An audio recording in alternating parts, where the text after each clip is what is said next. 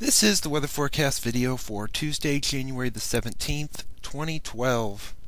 Let's take a look at the satellite image from last evening. You see some cloudiness extending across the Dakotas into Minnesota and down into the middle Mississippi Valley with some snow, some wintry mix, and even a few severe thunderstorms in central Missouri. Watch warning map from just before midnight shows a plethora of winter weather advisories, watches, and warnings across the Northwest, into the Rockies, northern lower Michigan, and across Pennsylvania, New York, into New England, with some tornado warnings across the central part of Missouri.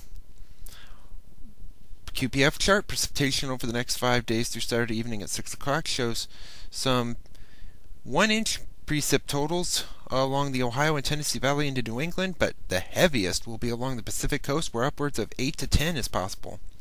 Let's take a look at the 0Z GFS Model Run at 6 p.m. this evening. You can see the energy that brought the snow to the state earlier on this day, moves off to the east with the low pressure over the eastern Great Lakes, cold front extending down to the Gulf Coast.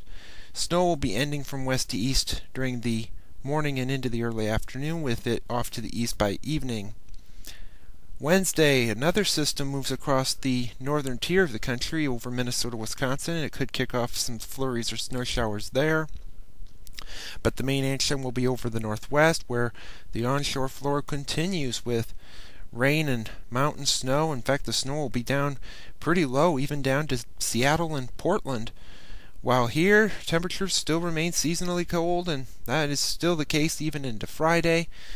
After a bit of a system moves through that could kick off some snow showers Thursday night, mainly into Friday morning, with another batch of cold air. But the warm air begins to come back on Saturday to start off the weekend. With a low pressure over eastern Colorado, the temperatures will warm back into at least the 30s and 40s across the state. Sunday looks to be a bit warmer, 30s in the east to maybe almost 50 across the west, with the lack of any snowfall there. Monday, a storm system begins to pull out, low pressure over about Topeka, Kansas. There'll be enough warm air that all the precipitation across the state will be in the form of some rain.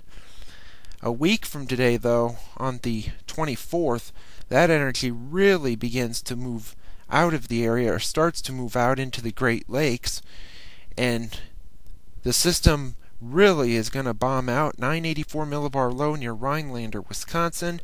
Cold air comes in, could see some snow, could see some rather strong winds. We'll need to look at this storm in later runs.